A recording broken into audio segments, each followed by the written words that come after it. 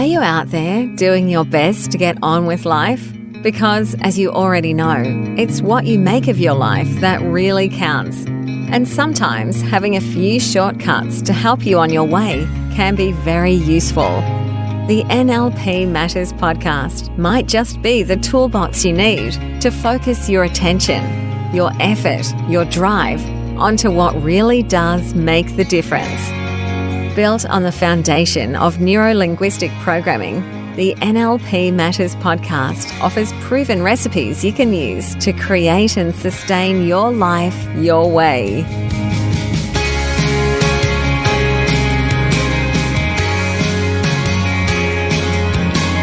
G'day, welcome to the NLP Matters podcast. I'm your host, Jo Clark. It's really cool to be back and I hope you've had an amazing day so far. Let's get stuck into this episode. Last time I introduced to you the topic of be, do, have. And in this episode, we're going to focus in on just the have component of that model. One of the things that I notice for a lot of people is they're not very clear about what they want to have. They're not actually very clear about their outcome. And again, at this time when we're confronting a world pandemic with the coronavirus, we can see how the uncertainty around how things are going to turn out, as in what people will get to have at the end of it, is impacting very, very strongly on people's behaviour, in other words, what they're doing, as well as who they're being as a human being. In a way, it's giving us a kind of a magnified example of how this be, do, have model all fits together. Yet, ironically, most of the time, people actually aren't very certain about what it is they do want to have. In fact, as a coach, when I'm working with clients, I find the vast majority of people begin setting out on a journey based on what they don't want to have. So they're very, very clear about all the things they don't want. They don't want to be poor. They don't want to be too busy. They don't want to make mistakes. They don't want to be like someone else that they've got in mind, like their own parents or a friend down the road or a business. They don't want to be a pushy salesperson. All these don't wants, they're very, very clear about. And if I asked them questions and said, for example, what is a pushy salesperson, they could give me a whole list of defining features of what a pushy salesperson is. And yet, when I ask them, how do you want to be instead? I'm often greeted by a long pause or a protracted silence because, in fact, they haven't really turned their attention or their focus on how they want it to be instead. So what happens is when our focus is on what we don't want, we have a tendency to actually get more of that because it's like we've programmed our unconscious mind to seek out all the things we don't want. It's very, very finely tuned to noticing examples of exactly what we don't want to have. So rather than making our unconscious mind work so hard on identifying and discovering examples of what we don't want to have, the ideal thing to do is to get really, really clear on what you do want to have. Now, there's a couple of ways to do that, but before I get into that, I also want to talk about how some people define the outcome in terms of a feeling. And again, we can see this playing out at the moment in relation to people's responses to the threat of the coronavirus. So people want to feel safe. They want to feel certain. And that's why they do things like stockpile on toilet paper or food items or, in the US, guns or whatever. So they're taking steps to create what they believe is a sense of certainty. And some people will tell you that all they want to do is be comfortable.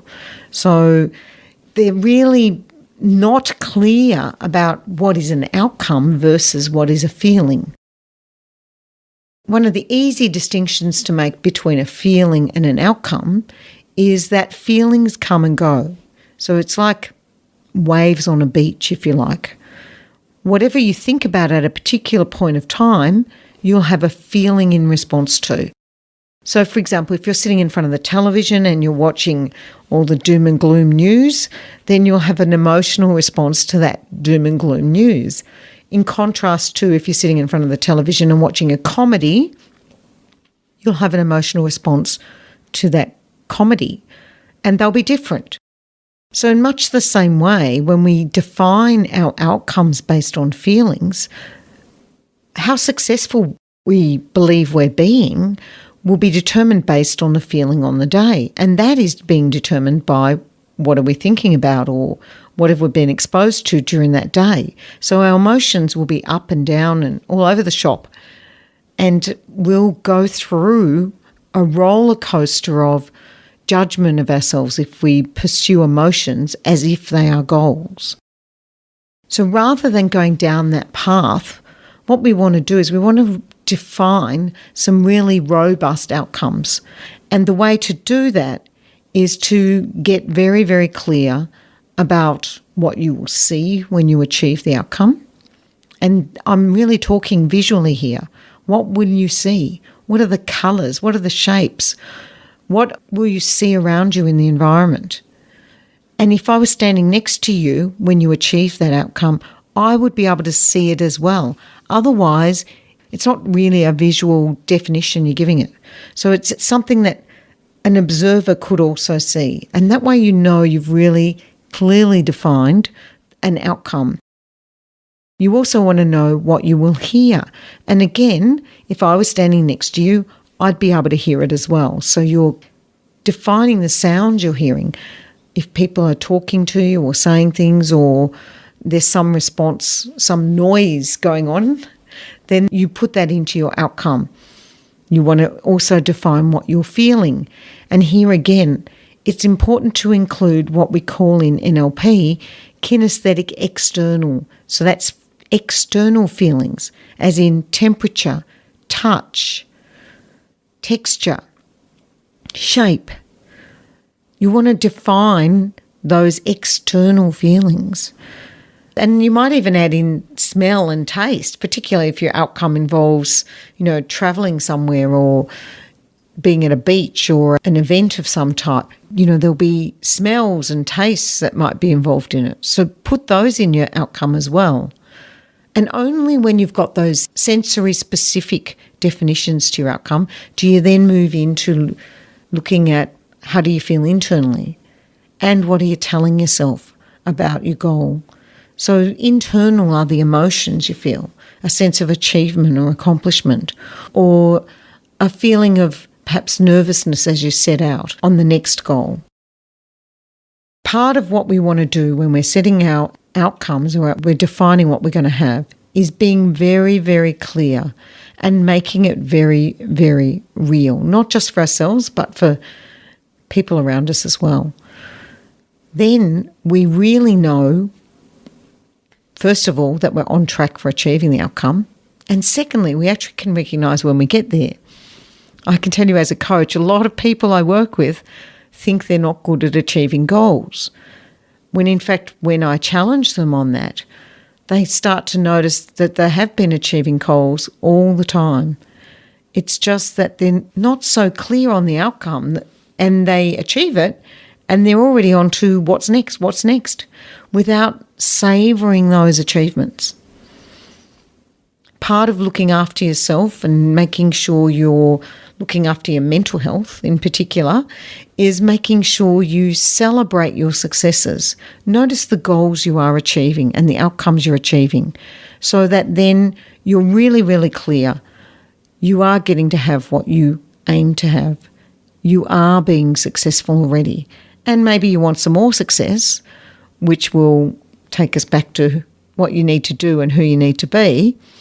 But in the meantime, get very, very clear on the outcome you want to have.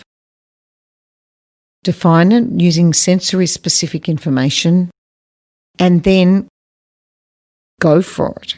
That's when we get into the action part. So in our next episode, we're going to focus on the doing and the being that goes with the having. So stay awesome, and I'll catch you next time. Wow, thanks for showing up and listening in. We would love to hear from you. Send your thoughts, ideas, or questions via email to joanne@destinypursuit.com.au. Now it's time to take today's recipe out into your own life. Notice the differences that show up as you apply it. We'd love to hear how you are progressing with your new approach.